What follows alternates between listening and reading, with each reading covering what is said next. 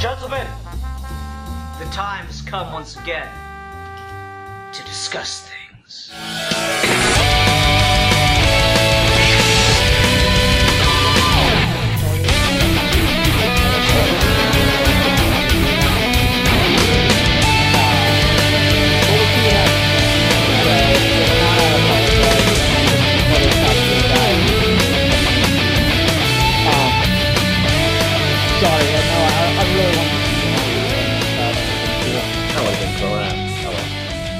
In any case, everyone, hi, and welcome to this episode of Geeky Gentlemen. I am Sid Partout. Joining me today is Steve Baxey, and am I saying it right, Kieran? Yeah, or Major Key Okay, 600, depending on whoever wants to say it.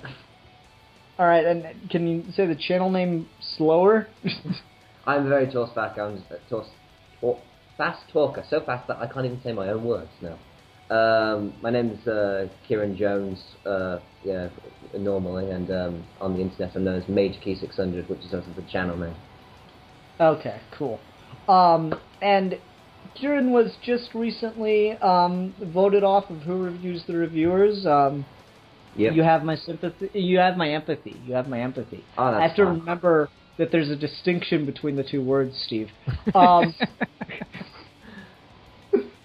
In any case, so he was just recently voted off, and I extended the same invite I did to the contestants last year. To those that have taken it, you're perfectly welcome to come on to an episode of Geeky Gentlemen and pick the topic and have a good time and, join in my quest to enact my revenge upon Captain Logan.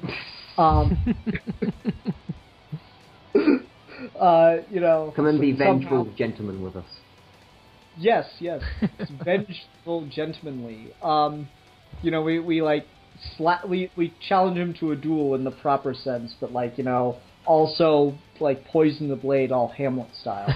I guess spoiler alerts for Hamlet. Yeah. In any case, so Kieran has decided on a topic that, big surprise if you know anything about his channel, and I know very little about his channel. Except that he's a big anime fan. So Kieran, guys, I like anime. Yeah, so Kieran, what are we talking about? We're talking about Avengers Age of Ultron, because one of you dicks taller than him now.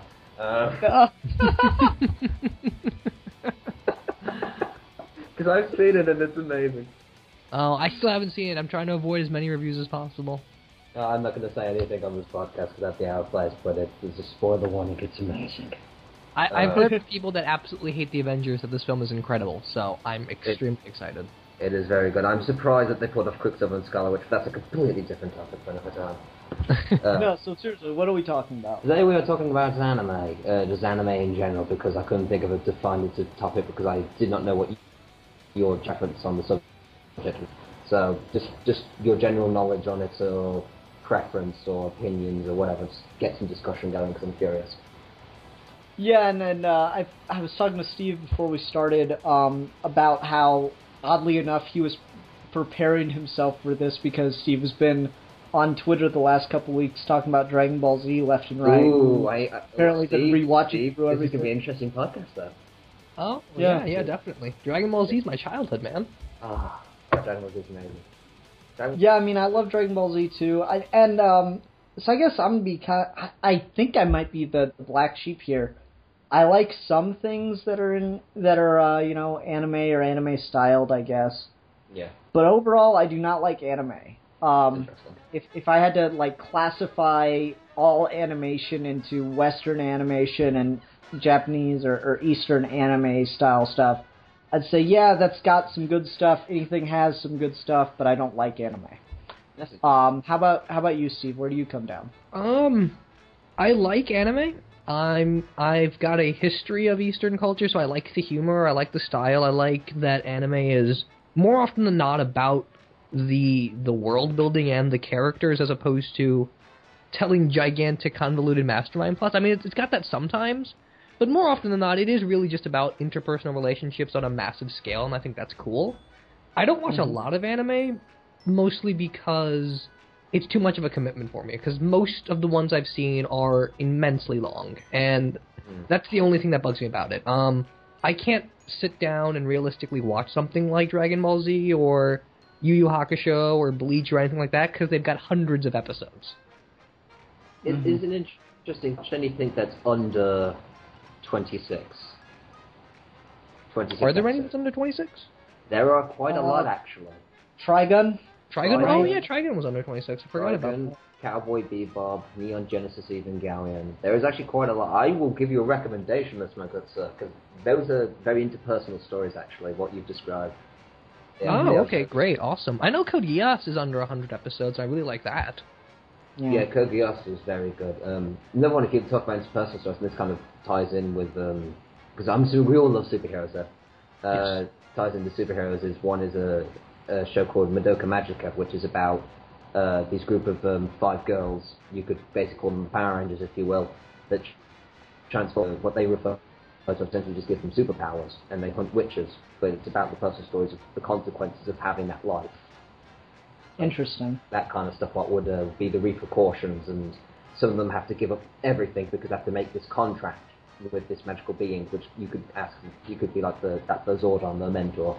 They have to make contracts with them to get these magical powers, because in exchange they get one single wish, anything they want. But in exchange they get these powers and have to spend their entire life hunting witches and give up everything they want. And it's only 12 episodes. That's really cool. I need to check that one out. You do. It's very, very. And notice the art style is very unique. It's you would see in an art house and stuff like, especially when it comes to, because actually the third movie, because they're continuing with the movie series. There should be only 4 together, but the third one recently came out in the English language and the English dub. And there's a transformation sequence in that, and each transformation sequence, like you know how you have your Power Rangers, they morph individually. Each transformation sequence for each of the girls is a different art style.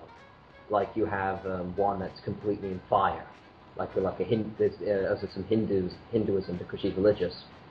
There's another one where one of them's dancing like an ice skater, like a ballet, and the one with the film reel is interesting. And stuff about the personalities. It's very good show. That's really cool. I recommend it. Alright, so I'm trying to think of like a good way to get at this, and I figure let's start out positive, because we don't do that nearly often enough on this show. It's usually just, no, you're wrong, and here's why. But so let's start out on a positive note, and just all talk about stuff that is anime that we like. I think that's a pretty good way to start. And I'll go ahead and throw out a couple of series that, I watched Toonami growing up, so I do have some familiarity with anime. Okay. So a couple series that I really do like, but still have things just about anime as a whole that are my lens into why I don't like anime as a whole are Trigun, obviously. Trigun is good. Rurouni Kenshin Manslayer, Dragon Ball Z, no-brainer, Yu Yu Hakusho was great, and Case Closed, The Secret Life of Jimmy Kudo are 5 anime shows that I remember watching either on Adult Swim or on Toonami and really enjoyed. Mm-hmm. Okay, how about you, Steve? I threw out a few names earlier, but just a couple other favorites. Full Metal Alchemist is brilliant. I don't like Brotherhood very much. Yes. I think Brotherhood's pretty bad, but Full Metal Alchemist is great. I agree with you there. Granted, I'm going to let you know this now, Steve. The entire world would like to disagree with us. Oh, I know, because everyone and their mother is like, well, Brotherhood is just like the manga. I don't care it's like the manga. They changed it because it was bad.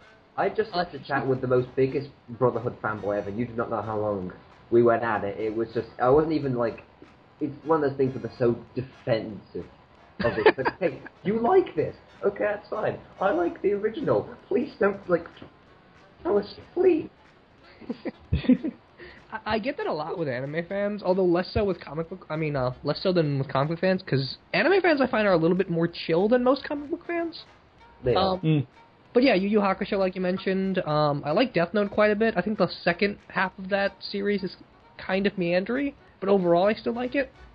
What else? I like Big O a lot. I love Gundam Wing. I need to watch Big O, Cyber actually. 009. Gundam Wing's good.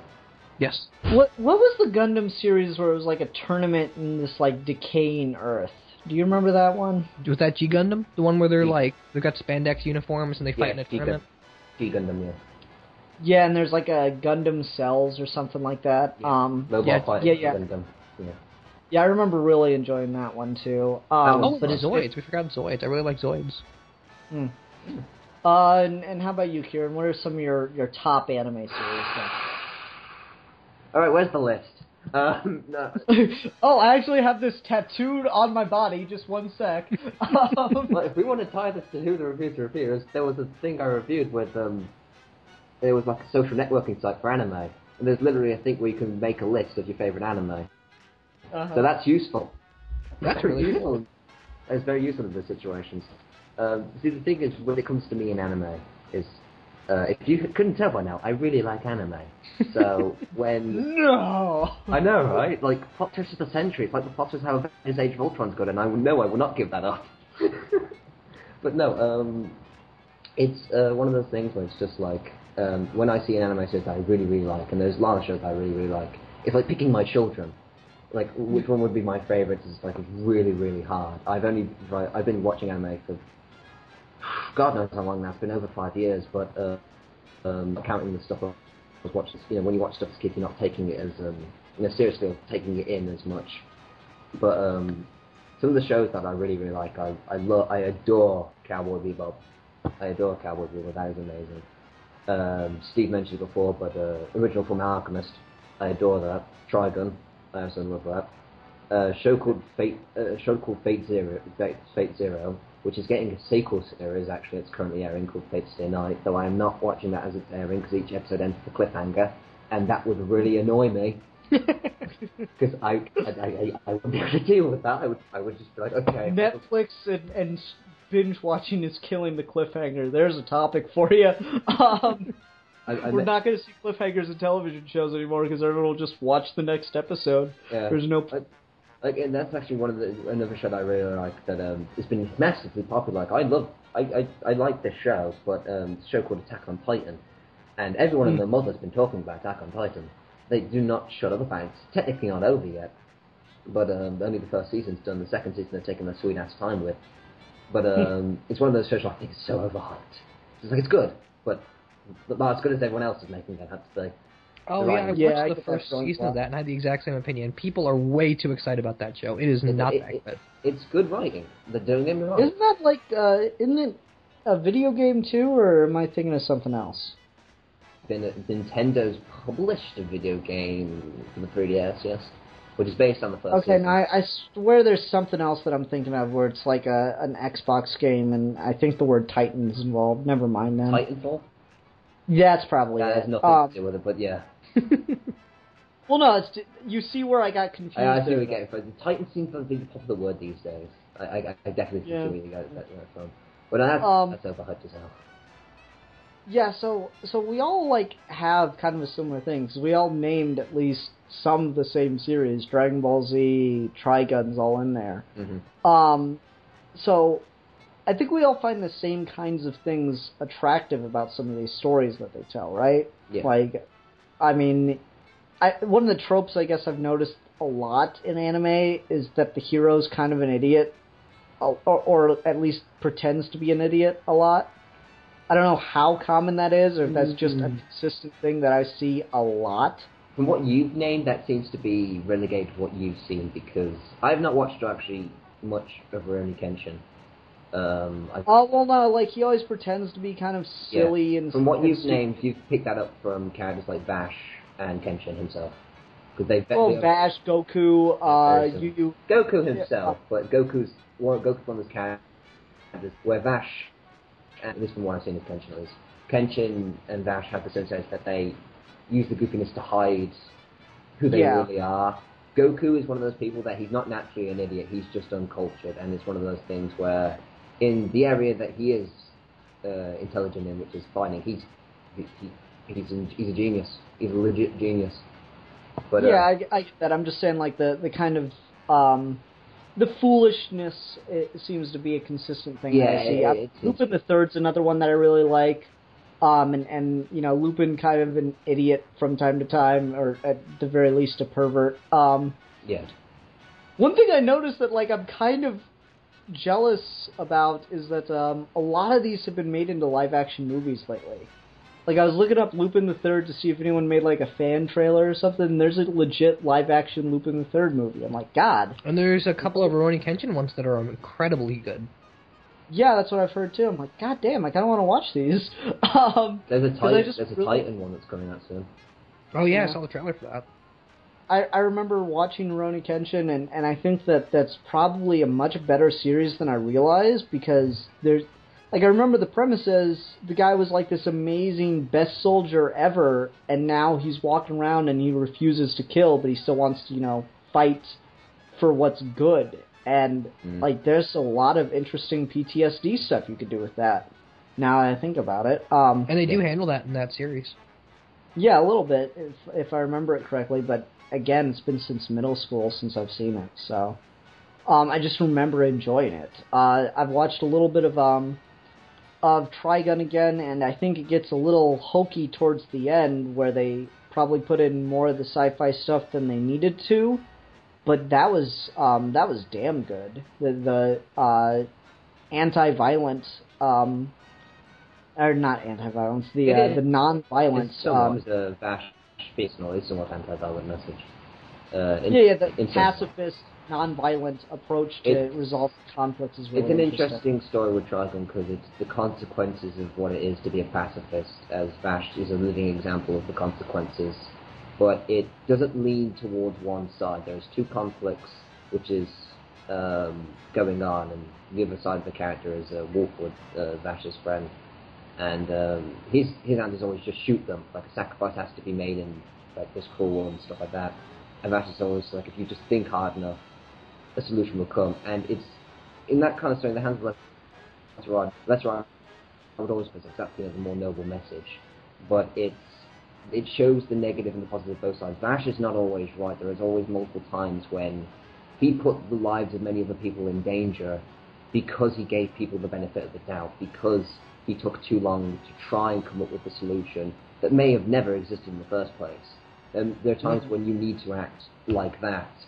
You need to act, and sometimes it has to be the harsh decision, but also at the same time, it's not saying that killing, especially in the wrong environment, is a good thing, because at the end of the day, the pacifism mindset, it still keeps him going. It's still going to fight in the way he is, because that's where he gets all his entire group of personality from. Pacifism, his way of life, lets him love the people he does.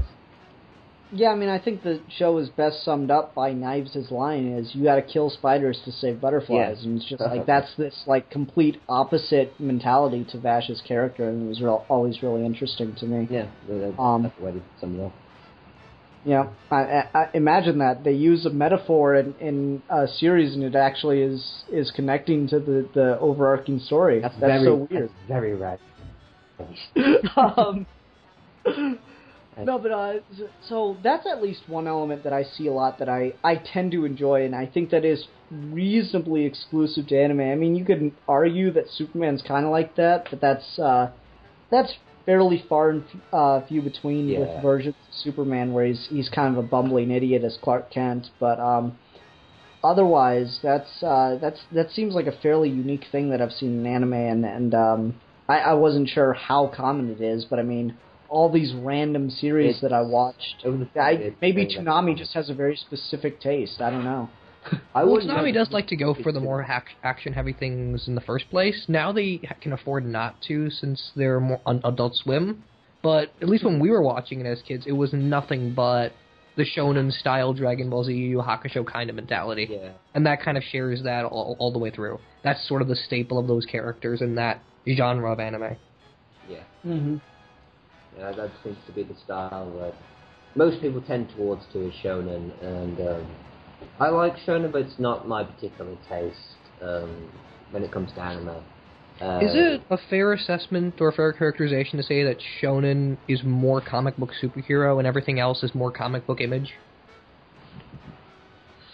That's an interesting idea. I mean, I don't know. I'm just guessing. But if compared to traditional comic book, then yeah, it could be, because a lot of shonen anime deal with heroism as a thing. You know, heroism, like with Goku with his thing, because there's many times when he likes to fight just for the sake of fighting. He doesn't want to kill people. He wants to do it to satisfy his own, his own needs, his own. Because if you think about Goku's an extremely selfish character.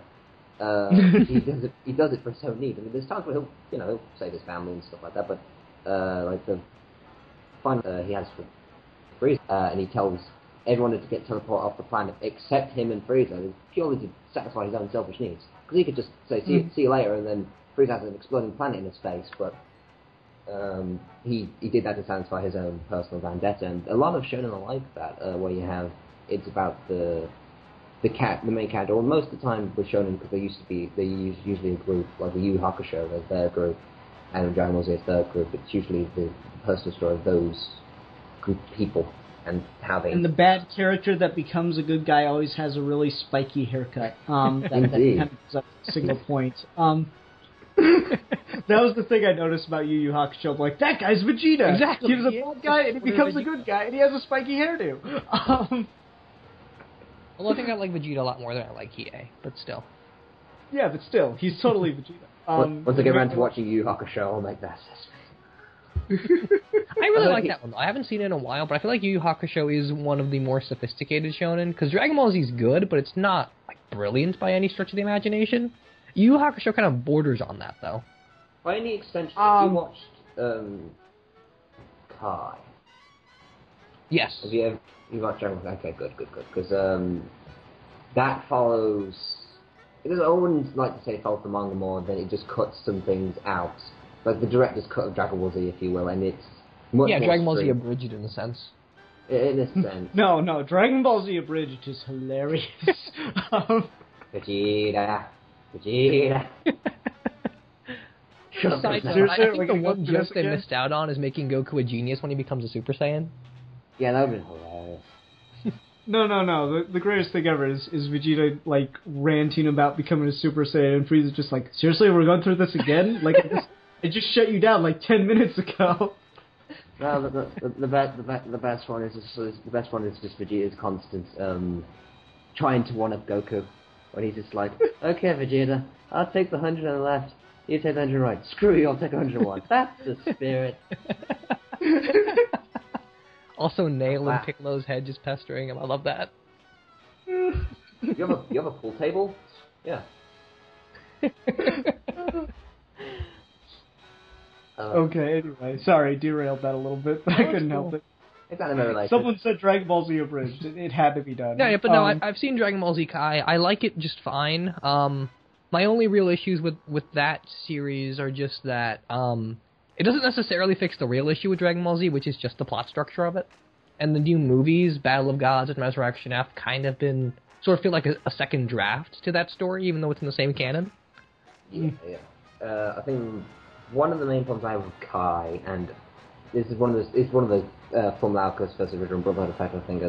I'm not a big fan of Kai, but I will recommend it to people that are getting into the series just because it's more streamlined in terms of the things to get out. Though I will recommend every time you finish Kai, go back and watch Original Z, because this what Kai defines as being cut is anything that's really not a fight. Dragon Ball Z is, for example, sequence with Piccolo training Gohan, which is then eventually leads to why Piccolo sacrificed himself against the Saiyans. That's cut. So when Piccolo sacrificed himself, you have no idea why the hell this guy who used to be a Demon King sacrificed this little kid. There's no reason for him to do it, and you've lost. I mean, I think the biggest problem I had with Dragon Ball Z, which made me just eventually quit caring, was after Frieza, everything just became about getting to the next level of Super Saiyan. Yeah. And using the Dragon Balls to bring someone back to life. And so say what you will about GT, not that it fixes both of those problems, but I like the idea that, they use consequences, and that the Dragon Balls being used over and over again for selfish reasons corrupted them and created enemies. Like, apparently actions have consequences, guys. That's amazing. Dragon Ball GT was not great, but that was one of its very few plot threads that was actually legitimately well done. Yeah, I thought that was brilliant. And come on, guys. I like the design of Super Saiyan 4. Oh, I love it. I love Super Saiyan 4. Super Saiyan 4 and the Black Star Dragons, if I remember that's their names. The Black Star Dragons are the best part, and the best single part in all of GT. It's not when Goku turns Super Saiyan. It's not when he turns into a giant monkey. Not any of that. The best GT is when they fight against the Black Star Shadow Dragon that's created from Oolong's wish of having the world's most comfortable pair of panties. Oh, yes. That was hilarious. That was the best one, because your actions have consequence. Each wish we've made has created this specific dragon. What's this dragon be made of? He's embarrassed because he's been created of a wish that was the world's most comfortable pair of women's underwear. No, of underwear, and then it just happened to be women's underwear. Oh, was it? Oh, that's great. Like, that very dragon had a specifically- complex about it. It was awesome. It has to be women's underwear. Pretty shit, you're in too long. But I want women's underwear. I remember that. That was such a good gag. God, like GT had such potential, and then they tried to recapture so much of Dragon Ball, and it was like, no, you're going the wrong way. That's not the part that we missed. In any case, no. So like that was always my biggest problem with Dragon Ball Z. After Frieza Saga, it's okay. Now we got Super Saiyan, and now Cell shows up, so now we have to get Ascended Saiyan. And now Boo shows up, so we have to get Super Saiyan 3. And that doesn't work, so we have to do Super Saiyan 3 Fusion. And now we go to GT and we got babies, so we're going to go Super Saiyan 4. I'm like, come the fuck on. I mean... Sorry, go ahead. So, part of that, I believe, you could blame this on the source material, because Dragon Ball, the story, the entire thing, is based on Journey to the West, which is literally just a story about progression. It's about getting better every single time, and then the story that there is always going to be someone better than you, so you get better and better and better and better. It's a progression of not just physical strength, but as in the character strength thing, and that's why there's the whole Super Saiyan progression thing.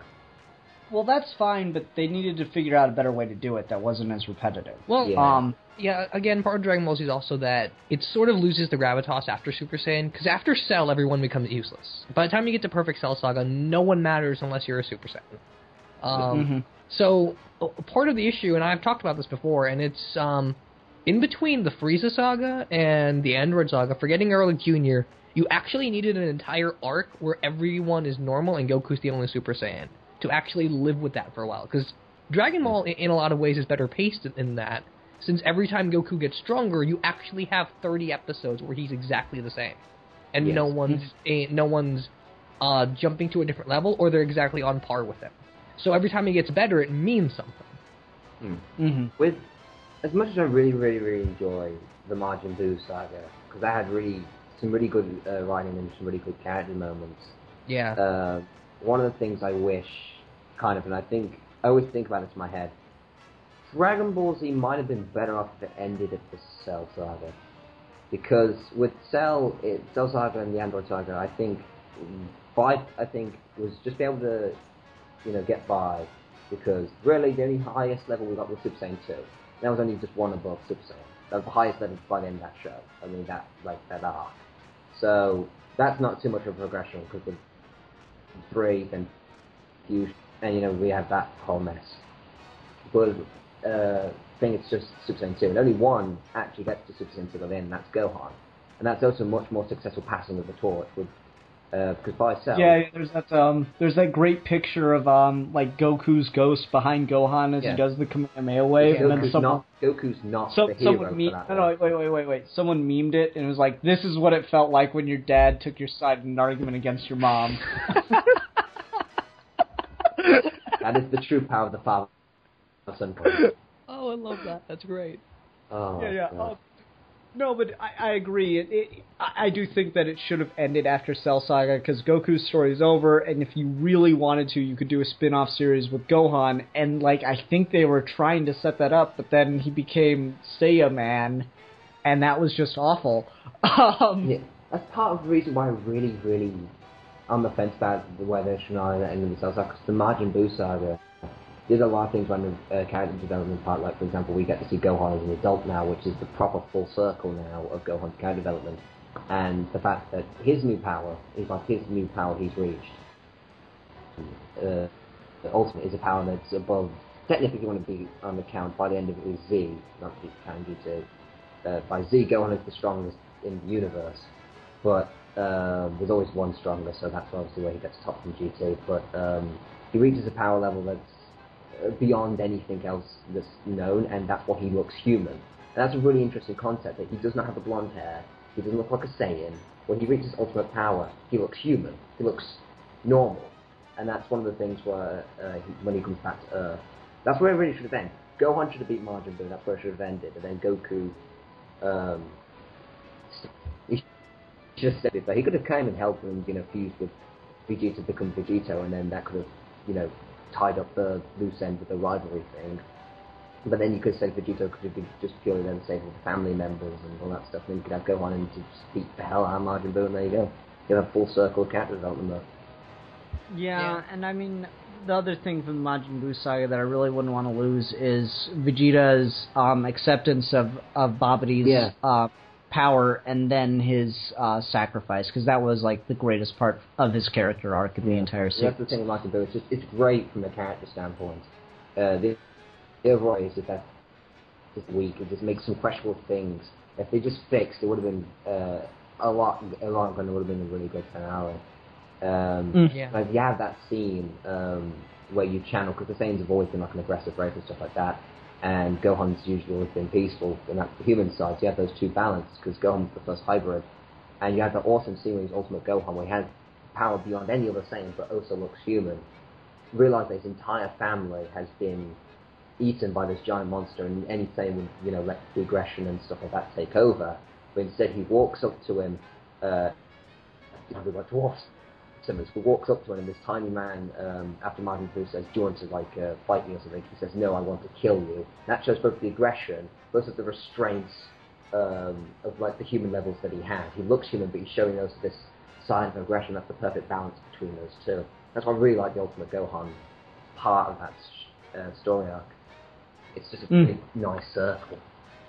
Yeah. I don't know, it's just, like I said, I just think that they reuse the same plot after Frieza Saga over and over again, and it just loses me. And that's one of the big problems that I had with Dragon Ball Z that made me lose interest in it after a while. Well, I don't know. And that's why I kind go back and watch stuff like the Cell Saga and the Android Saga. There is more dimension to that, because Frieza was more about, like we were talking about before with the aggression, but Cell in many literal ways is just fighting yourself. So no, I get that. I mean the same basic plot points is what I'm talking about. I'm not talking about the character stuff. I'm just talking about the same basic plot points. There's a threat. No, I get you, but I feel like you wouldn't lose interest if you just went back and watched it now. Yeah, maybe not, but that's why I lost each one, especially when you go back and think each style. If we're comparing top three Frieza and Cell, each one has like a different style of how it wants to do the whole, good guy versus bad guy type deal. Because with the Saiyans, it's in heritage, because Goku learns he's an alien. And imagine how many of us here watched Dragon Ball Z first? Because Dragon Ball, the original series, was first. I watched Dragon Ball Z first. That was my first introduction to it. Imagine if you watch Ball first, and then get to see and learn that this entire time your main character was an alien. That entire time he was an alien. That would have been a pretty big twist. Though the thing is, we've lost that because the tsunami started with Z, if I remember correctly. At least back here in the UK. I don't know how it was in America before that taken off there in the UK. But that's how it kind of was. And with the Saiyan arc, it's in heritage. It's blood versus inheritage, and what you think is right versus what your blood is, which is purely a Goku thing. Frieza Saga was about survival. Like, if you look back at things, most of the time Goku's not in it. He's on the way to Namek, and most of the time it's the guys trying to survive in this land. Like, they make alliances with enemies, and then they're broken. Then everyone's like a chess piece. You're trying to duck, you're trying to win, but you're also trying to stay out of the sense, because you've got Frieza, it's the beam that could crush in the blink of an eye. And you have the Android Soul, which involves time travel into it. which you actually get the best character in the show, in my opinion, which is Future Trunks, because he's awesome and he gets his own special, which is...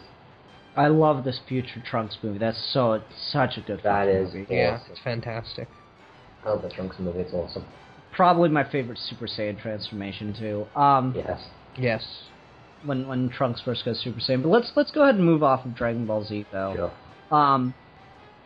And I guess this is where I'm going to start getting negative. So, like, the main thing I pointed to, and Kieran, you said you listened to the Pixar video I did with Superhero Enthusiast. Yes. So the main thing I pointed to that's just, like, one thing that I see happen in almost every anime I've ever watched.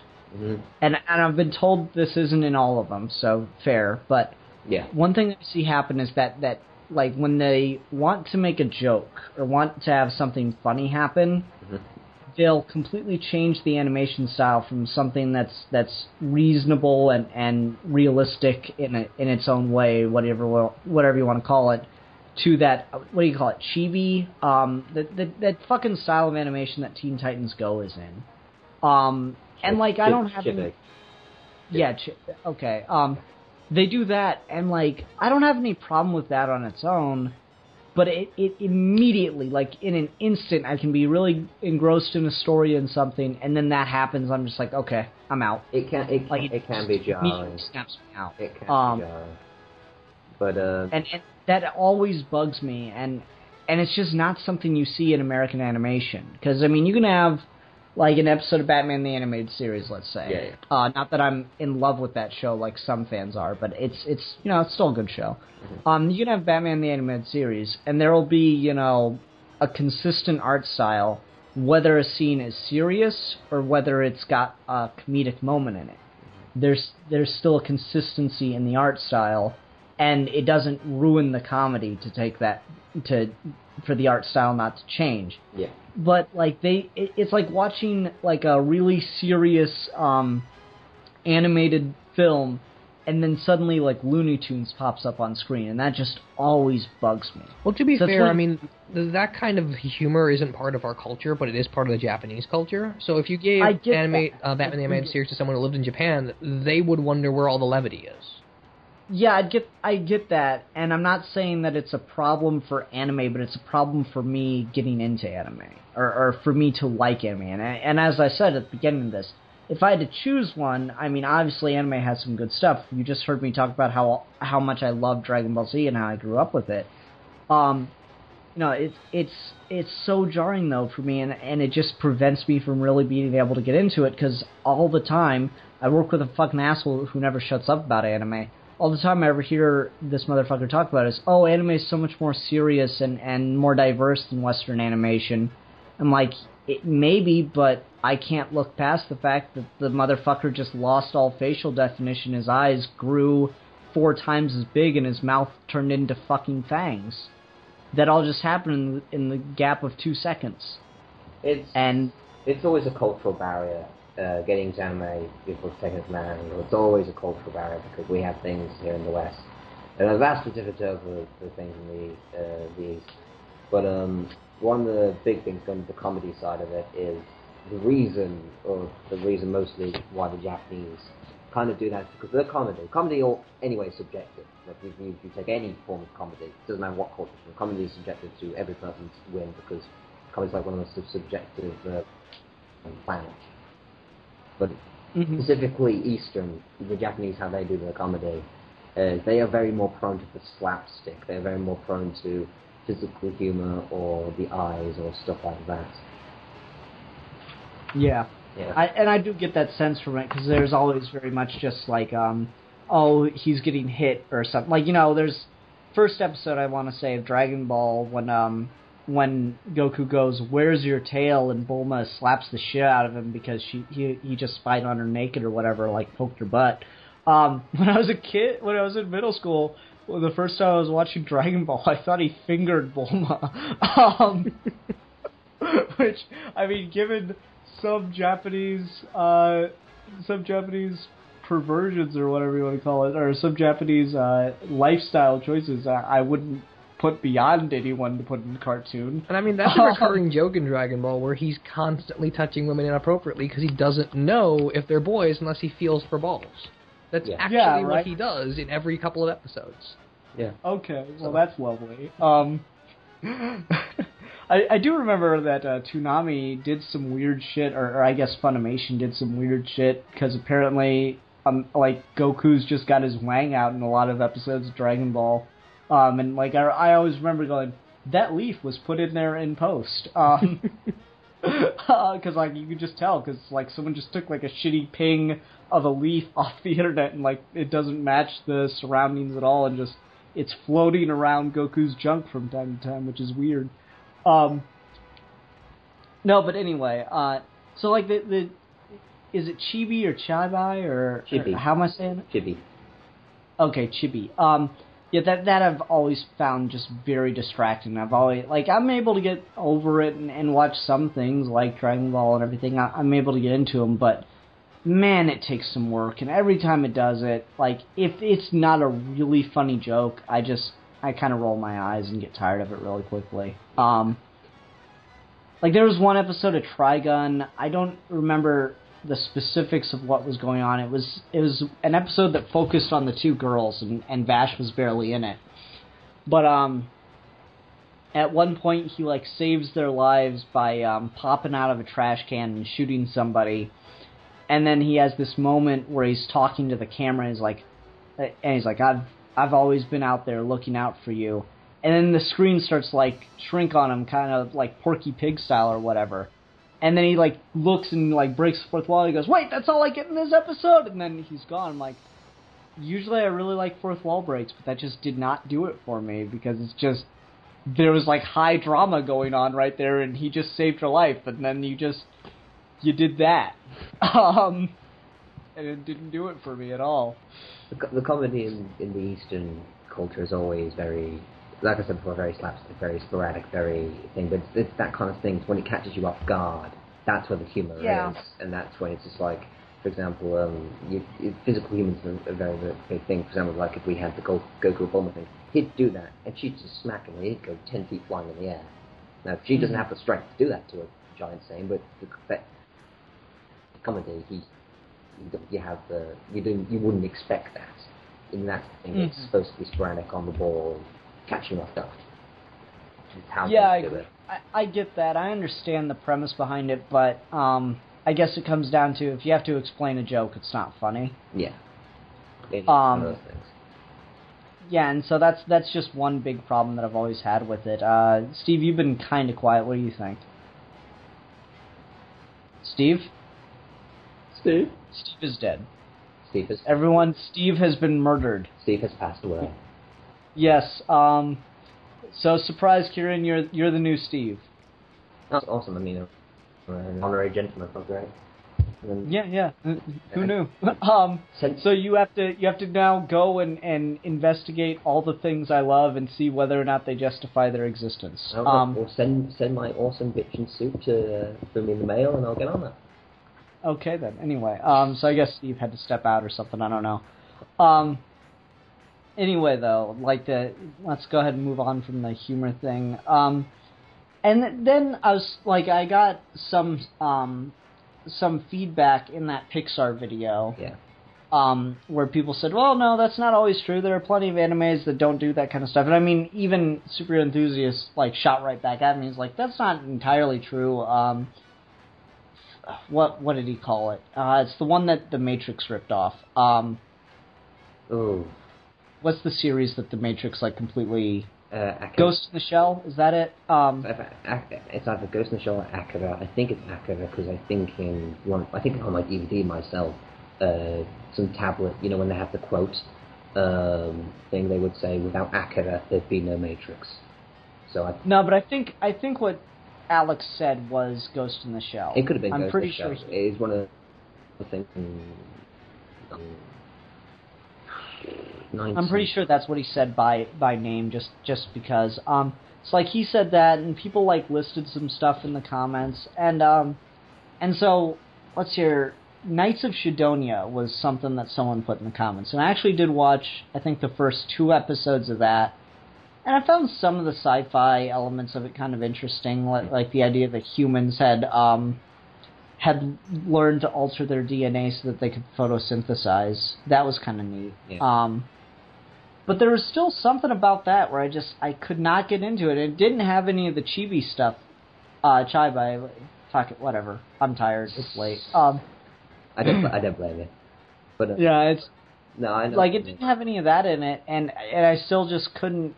I don't know. Something about it just doesn't do it for me. I don't know what it is. I gave it a fair shake. I usually say it takes about 3 episodes for me to get into an anime if I'm going to get into it, and I watched 3 episodes and I was like, nah. Meh.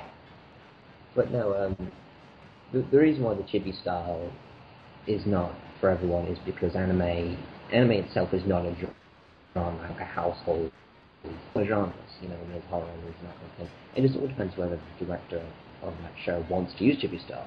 I mean, it's popular, yeah, but not all want to do it. Like I can name, especially sci-fi shows in general. I think that's because sci-fi shows, Japanese take them, and that's the reason why the sci-fi genre in anime is actually really, really good. Like Cowboy Bebop, Ghost in the Shell, actually Psychopaths is the one that's came out recently. They're all really good, and I think that's why they take it very seriously, and the art styles don't usually change that much. Okay, and like I said, someone was talking about Knights of Shidonia. Someone else mentioned Harlock Space Pirate. I know of him. I'm Japanese. I can't see nothing he belongs into. Fortunately, I know they made a live-action movie of him though. Yeah, it's not. I don't know about a live-action one, but I watched this CGI movie that they put on Netflix, which was interesting. Mm-hmm. And I don't know. It was still just kind of okay. Yeah. Like, there was nothing about it that I really enjoyed, besides the animation itself. I thought the animation was pretty good. One thing I've always wondered about is, why the hell is it always white people in anime? I never got that. You've had black people at the start before, but I think it's fair. You could say the same thing American, not just anime, but American stuff in general. I think, for lack of a better word, different coloured, not just black people, it's just different coloured people in general get the jib, and a lot of media in general. Well, no, I guess it's just, it seems like it's such an Eastern thing. I don't know why more characters aren't, like, easily identified as Eastern. I mean, look at Vash. He's a blonde-haired, blue-eyed white guy, obviously, right? Yeah. I just never got why that's a thing, like, why it's always so obviously a white guy, and, like, there's nothing to distinguish that this guy's, Japanese, Chinese. In some shows, in some shows, especially later on shows, because Trigun had a distinct things in sci-fi setting. He's on the brink of, that kind of thing. So raciality wasn't really a thing that they were going to really tackle. But if you have stuff like Madoka Magica or stuff like that, where they're in high school and it's a Japanese-run high school, you can clearly tell that they're Japanese. Okay. And it's one of those other things. I think just the location of the story. There's another one that's like a show called Melancholy of Haruhi Suzumiya, which is a basically van-centric high school that starts her own club because she thinks life is boring. And that is legit, like, running off the Japanese high school traditions and stuff, and obviously you can tell that through that they are Japanese. A lot of them are just like, anything past like your life ends. High school is the life that matters, and that's when shows like that you can tell the Japanese culture searing in and really being distinct and obvious. Okay. I am back. Oh, Yay, Steve is back. I'm sorry about that. There was a giant-ass tick in my room, and it was kicking my ass. Okay. Really? Yes. Was it yelling spoon? Yes, it was. It was kind of strange, but it was also green. So I don't know what that means at the end of the day. Did you engage it in Mortal Kombat? I did. I did engage it in Mortal Kombat. I was almost killed, but then I got my fatality on, and it was perfect. Wow, you've managed to pull off a fatality when you're almost dead. That's really impressive, actually. Isn't it? Yeah. I know, right?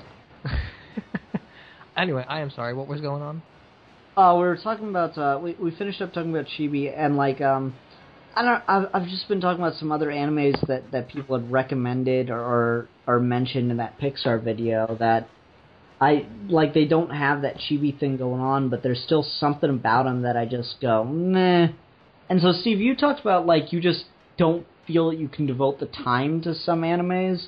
Is there anything about, like, ones that you've watched that don't, like, you watched maybe an episode of or something that, you know, you don't know whether or not it has a ton of episodes, but you just, like, just something about it just doesn't work for you? I don't know. I'm usually kind of open to anime, because I watched Western and Eastern animation pretty much at the same time as a kid. My childhood is inseparable from animated series Batman and Dragon Ball Z. So, Gotcha. I mean, it's hard for me to find things in anime that I don't immediately like. I will say that even if it's a cultural thing, I find it really annoying that women are always scantily clad or the butt of perverted jokes. And that's part of why I don't like about Dragon Ball. Dragon Ball Z doesn't do it at all, but Dragon Ball especially does that way too much for my taste. Oh, Bulma's constantly sexualized, and it's weird because she's supposed to be like 13.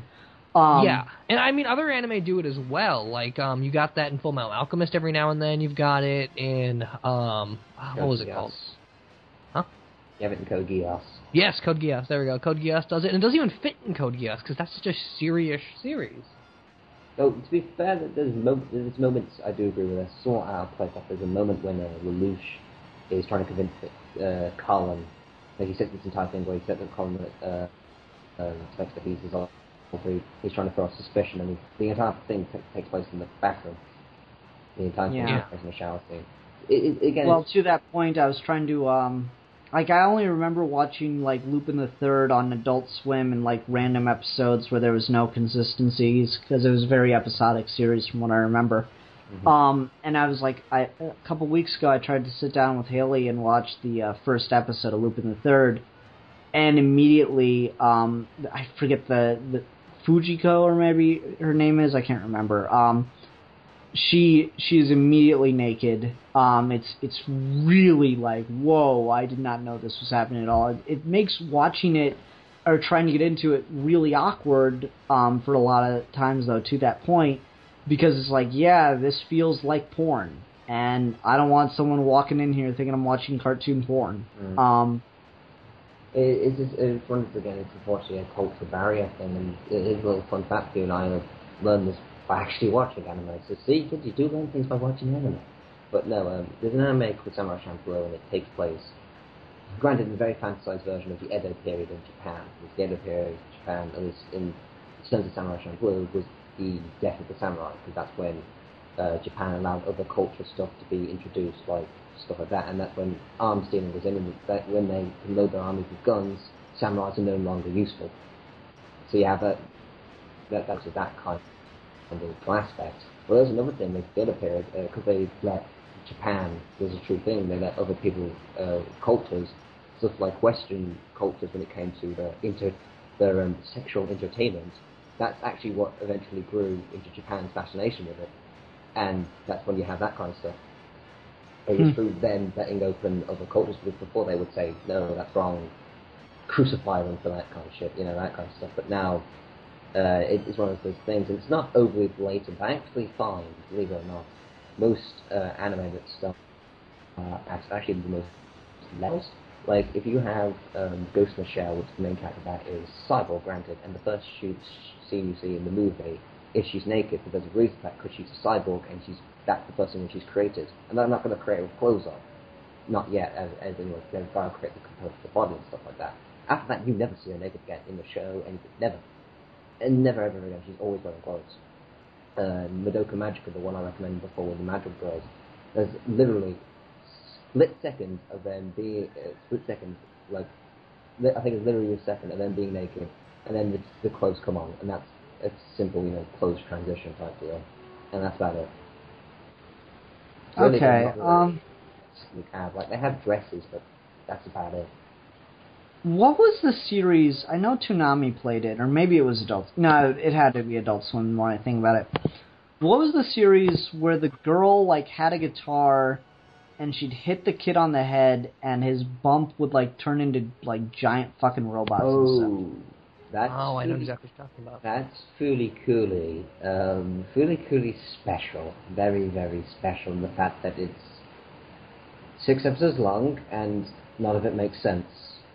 In an enjoyable way, though. Well, like, I remember, like, very vividly, like, the dad would get drunk and constantly be trying to sleep with the girl character. Yeah, he specifically hired her because he's a pervert and masturbation syndrome. Yeah, it's just like that was always so awkward, because, like, I would have to make sure to watch, like, it was so, alright, so my mom would get off work at 5, it'd take her half an hour to get home across town. That show would come on at 5, so I would sit there and I'd watch it and hope to God my mom would not get home before it was over. Because I just knew some shit was going to go down, and she was going to go, what the fuck are you watching? Yeah. But no, the sexualization thing, I'm just like, you know, I'm so just used to, like, yeah, women are just kind of used to it at this point. It's whatever. I can't judge anything on that anymore, just because I'd have to give up so much that I love. Yeah. So that part doesn't bother me in particular, but I could totally see why it would. For me, though, like I was talking about Knights of Sidonia, Steve, and I don't know if you've watched any of that, but I mean, it had an interesting premise. Like, people are living on an asteroid or something, like a very large asteroid, because Earth has been destroyed, I think, by these monsters in space. And, like, you know, they've had to make radical changes to society, and that they had to genetically alter people to be able to partially support themselves off of photosynthesis. Yeah. And so there's interesting stuff like that in it. Right. But at the same time, I got, like, 2 or 3 episodes in, and I'm just like, no, I'm not feeling it. I don't know what it is. And I feel like I have that with a lot of anime, where, like, I'll watch a couple episodes, and I'm like, no, they just something about this is not working for me, and I can't tell you what, but I'm just not enjoying it. I think from the way you're talking about it, though, it's not a physical property of the anime, it's just a matter of it's not to your taste.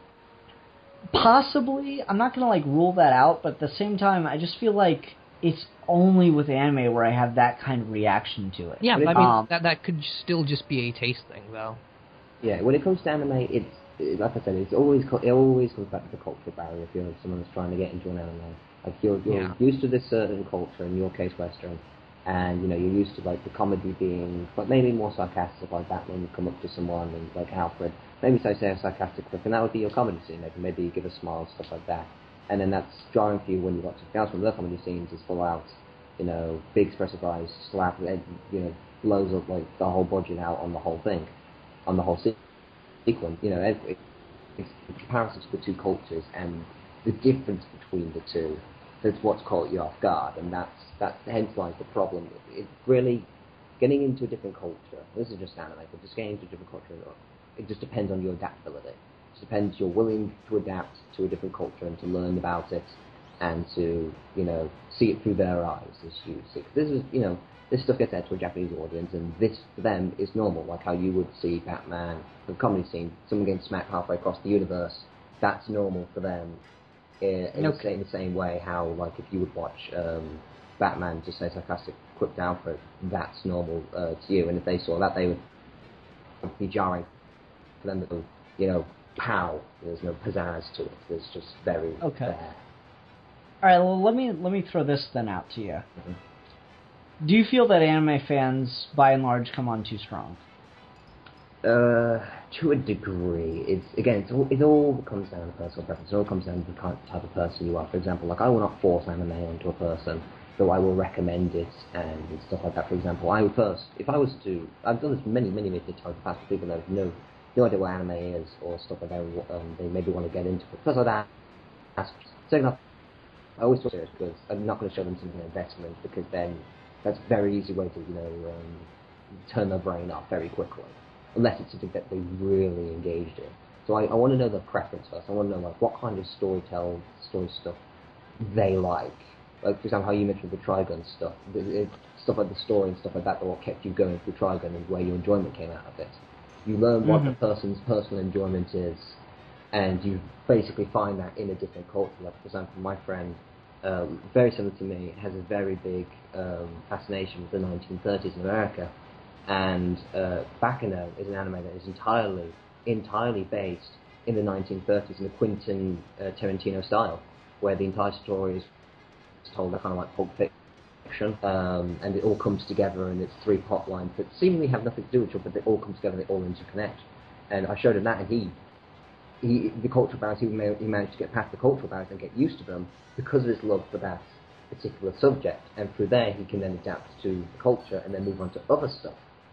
That's how I introduce people to anime, and that's kind of the easy way to do it. Just find their personal interest, find something that's really strong with their personal interest, get them to watch it, and then when it comes to, like again, with the whole Trigun thing, it's the story that kept you going, and as you said, there was some things that you weren't entirely sure of by the level, like the whole Millie Mao Flash breaking the floor fall thing.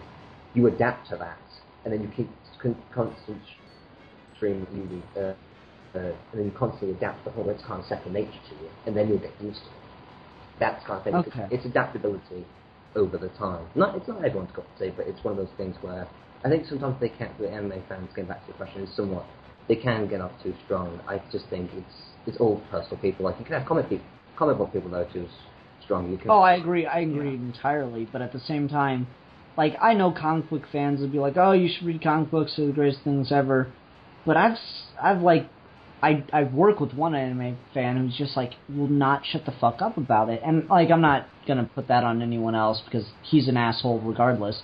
But like I've met other anime fans that are just like really insist and really do insist that it's like loads and loads better than anything in the West, and I don't think so. I think it might be on par, and some stuff might be better than other stuff, but like it just seems by like the way some of these people talk about it, like everything that is in an anime style is automatically better than anything in Western animation, and I reject that obviously. No, I think that just stems unfortunately from your personal experience with those type of people. Unfortunately, I think you just got the short end of the stick with interacting with those type of people.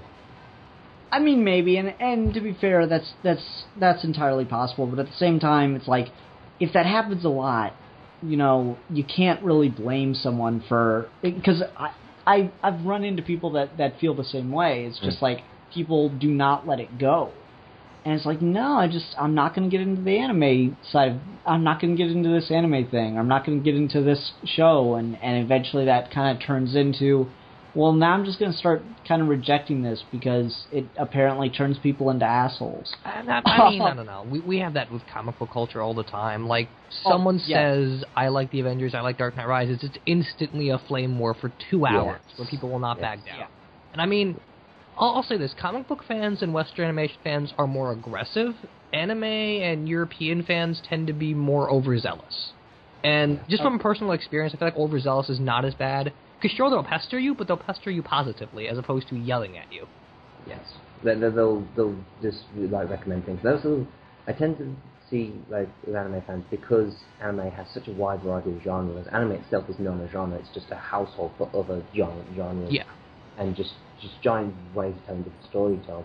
That way, because, for example, you can look at Cowboy Bebop, is not Dragon Ball Z, it's not Ghost in the Shell, you look at Ghost in the Shell, it's not like that kind of stuff like that. And with anime, they are very adaptable to any kind of storytelling medium. Like whether they like it or not, that's up to the preference when they actually get around to watching it. But they're very adaptable to any kind of type of storytelling medium. Where you can have like comic book fans to make a comparison where they would only stick to superheroes, or maybe only stick to crime dramas, they only stick to the dark, not a very very particular series. Like you said, they only stick to Avengers, they only stick to Dark Knight. You hit a contradiction, flame war. You could go to an anime fan and say, I like Earth Michelle, well, I like Dragon Ball Z, well, let's discuss about this. And that's a more just open dialogue would occur. Only flame more hack anime is when you have an aggressive person and just someone would just immediately just say that's crap. Which you can say that in almost any kind of fandom, if someone just comes and say crap, then flame will start. Yeah, and I think part of the comic book side of things stems from the fact that we've had comic book stores for at least half the history of comic books now at this point, and so that's just kind of like the forum wars and stuff is just an evolution of comic book shop arguments. Only it's multiplied by the power of the internet, the power of the internet to make people feel like they have a right to be a douchebag. And say things that they would never say to another person's face. But yeah, like I don't want to accuse all anime fans of anything, because like I said, like we've established, there are plenty of comic book fans that can be just as big of assholes. But at the same time, it's just like I feel like I've experienced that more with anime fans, where they come on really way too strong about stuff. I think that's just unfortunately down to bad luck, unfortunately. Yeah. Like someone trying to get to comic books and then experiencing the really pushy side of the comic book side. It's just.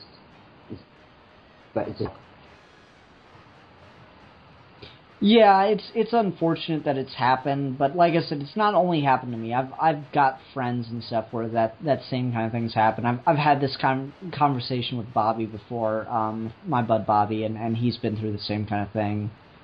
With oddly enough, with like his brother and one of his other friends, they were really pushy about anime, and it just made him not really like it.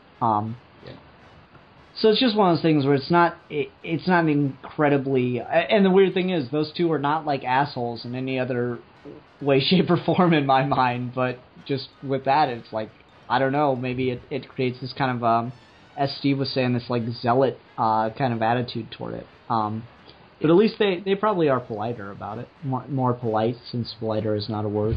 Yeah. Yeah.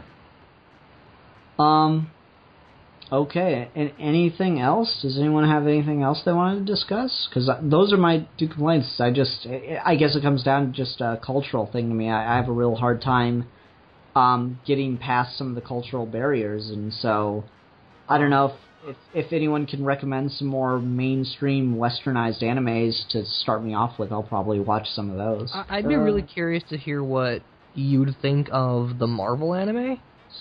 I watched the Punisher Black Widow one. That was okay. Well, no, I don't mean the animated movies. I just mean the ongoing 13-episode ones that they did for a while. Because those movies don't have anywhere near the same type of people working on them.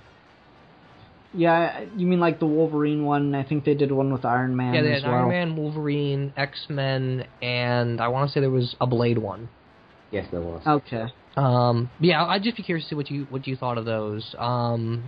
Just because I mean, maybe a lot of what that is just straight up comic book storytelling, except in anime art style. Yeah. One of the when I was watching Green Lantern First Flight last, I did a live tweet of it, and I at one point said, because they did the Lyra story, which has a very distinct anime influence in it. I straight up said, God, we so could use a Green Lantern anime, because that would be so fucking awesome. Yeah. That'd be a character that'd be really good for anime, just because the whole it'd be just like Dragon Ball Z again. It'd be very interesting to see Paul off, yeah.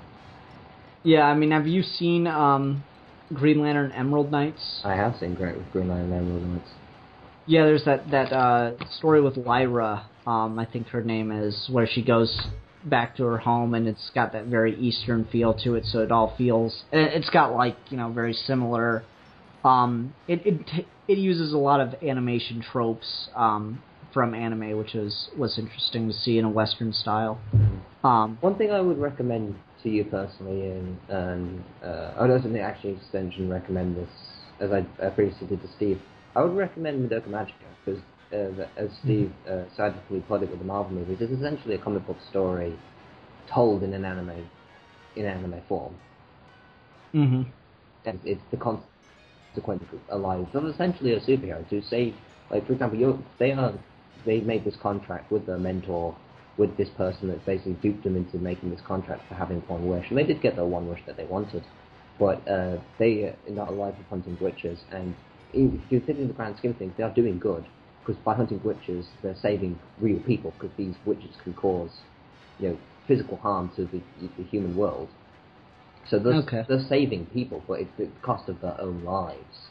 It's the cost of the sacrifice. They're not be able to have a normal life anymore, never to love anyone, never to get close to anyone or anything like that. They have to solely do that for the rest of their lives. So one wish worth it, and that kind of stuff. It's very Ghost Rider. It's Batman. Oh, that is very Ghost Rider. Deal with the devil kind of situation, yeah. Very Batman and Ghost Rider-ish consequences. And also Spider-Man, actually. Spider-Man has consequences somewhat like that. Yeah. No, I will definitely have to check that one out as well. Well, if you want to talk about Spider-Man deal stories, then we can talk about the greatest Spider-Man story ever told for one more day. I was about to say, if you went to one more day, I would break your neck. in my movie, Ian and Bobby's Epic Quest to Rent a Movie, plug, there's a scene where my local comic shop actually let us, like, film a scene in there. And there's this character who, like, is having everything awful that is, like, conceivably possible happen only to him. So, like, he gets hit by a car after his girlfriend breaks up with him, and, like, he gets robbed, and he gets, like, knocked out with a gun in the movie. Like, there's just all these, like, awful things that I could possibly think of happen to this one character. And the entire time, he's, like, just fucking yippee-yi-yay, like, happy about it, because he took, like, ecstasy or something in the beginning of the movie. Yeah. So it's like, he's just got this dorky smile on his face the whole time. So we go into the comic book store, and he starts looking through the books, and we have him pull out For One More Day. And then he goes, "This looks good." So I always really liked that joke, and I don't think anyone besides me ever got it, but that's okay. Fair enough. No, actually, you brought up a point that just reminded me about something, especially since I just recommend you Madoka Magica. After this, I'll send you guys a picture of what the art style of the show looks like. It is very moe, which is like, it's not chibi, but it's very cute. You know, it looks very appealing, bright colours, all that stuff. Do not let that fool you, because especially with your 3-episode rule, Ian. Episode 3 is when shit hits the fan. Shit gets dark. They even do that with the ending of Stephen, you know, have your opening theme and your ending theme. The opening theme never changes, but the ending theme for episode 1 and 2 is so happy, you want to kill your ears. It is so happy. Then episode 3, when the shit hits the fan, you have the most darkest theme ever. It is just like death everywhere. Like, oh, okay. You clever bastards, you were fooling me. Okay, I'll let you have that one. Okay, like I was saying, does anyone else have any other thoughts they want to get out, though? I think so. Nope, I think we're good. What? I think we're good? Okay. Oh, man, that was fun, though. Thanks for coming on, Kieran. That was good conversation. And, like, I want to say this. I mean, I obviously don't hate anime or something, but like I said, if I had to choose... No, I've decided I actually hate anime now, just to piss you off. And I'll just spoil everything about Age of Ultron, right? No, I'm not going to do that. Well, then you're gonna anger Steve too. I'm you don't want to out hurt of the an call, innocent bystander. I couldn't do that as well. Anyway, no, but like I said, I don't hate anime or anything. It's just if I had to choose, of like, yeah, I don't really care for it compared to Western animation. It's got good stuff though. And so I could. It's one of those things where I can really see that people like it, and I can respect that. Yeah. But at the same time, don't try to shove it down my throat. Yeah, with you I think lesson. With you specifically, I think the cultural barrier and the fan base hit you pretty hard. And I think one of the things that's going to help you transition anime, if you ever have the plans to in the future, is just to slowly get into it. Like, watch shows like Arc recommended that you have the premise is something you have a connection to, like I mentioned, with the premise. If that is at all interesting to you, go check that out. It's only 12 episodes long. You can marathon that in a day. It's one of those kind of things. Start short and go at your own pace, and then you might get into it. Okay. Thanks for the recommendations. No problem. And if you ever want to come back on the show, you're welcome anytime. I extend open invites to anyone that's been on WRTR. So yeah, if you guys have any topics, comic, anything you guys want to talk to me, just hit me up. Always, this was fun. I'll do this. Yeah, and thanks for staying up to, like, what is it, 6:30, 7 o'clock right now? Sleep is my enemy. Yeah. So everyone, thank you so much for listening. Now, I'm not sure. Well, let's see here. I'm gonna try to get the. All right, I'm sorry. I'm thinking in my head, and I'm also very tired. You'll get something next week. It'll happen. There'll be something up on Sunday. There'll probably. be something. We'll talk about something. What you have to know our topics? Can't we just do topics? Isn't that good enough for you? Why do we have to tell you people stuff? Hey guys, you know what we should totally do for the next topic? What? Age of Ultron. I'm going to do it when Steve has not watched it, so we can spoil everything onto him. No. Yeah. We'll do it next Friday, so I have seen it by that point. Yeah. Well, I won't be able to, goddammit. Well, that's alright. We'll just take over the show for you. Yeah, we'll just take over the show. This will be the Steve and Kieran show. Exactly. Okay. Yeah, exactly like the Dan and Steve show on Geekvolution right now. Plug. Oh, yeah, because this is this channel you need to plug stuff on, Steve. Hey, we just did the Deadshot Mini. We're doing Doctor Strange this week. It's a good show over there. No, I'm sure it is. I'm just saying this is the channel that needs to help support Geekvolution. Yeah, totally. I think Cap's at like 20,000 subscribers. In any case, 19,000, but who's counting? Oh yeah. No one responds to that. No one responds to that kind of statement. So I always just go, you. Oh, that's true. I'm just being okay, you know what? I've got a topic because Steve said something on Twitter. I think today or yesterday, and now I've got it. All right, so I'm gonna review the first Pirates of the Caribbean film. Hey, Ian, I got a meeting next Friday, 11 o'clock. Oh, you do? I do. Yeah, kind of sucks. We're looking forward to that. Oh well. Yeah, sure you do. Yeah. I just checked my calendar. The moment you said that, I got an email, man. Yeah, sure you did. No, I'm actually really excited to hear what you think of them and stuff. So I figured that'll be a fun one to review. And I've actually those have been kind of on my list of things to pick for a while anyway. If nothing else, than for an amazing title card. Yes. So just do it for that, Steve. Just do it for an awesome title card. All right. Do it for the art, Steve. Do it for the art. Doing it for the art. I wanted to pick all three, but I'm like, nah, it's like way too much. Yeah. Or all four now that I think about it. But anyway, all right. This video's over. Everyone, thank you for listening. Until next time, I'm the Philosopher. I'm the Politician. I'm here. He's the Super Saiyan. There you go. I'm the Super Saiyan. And we are your geeky gentlemen, and we will be discussing things.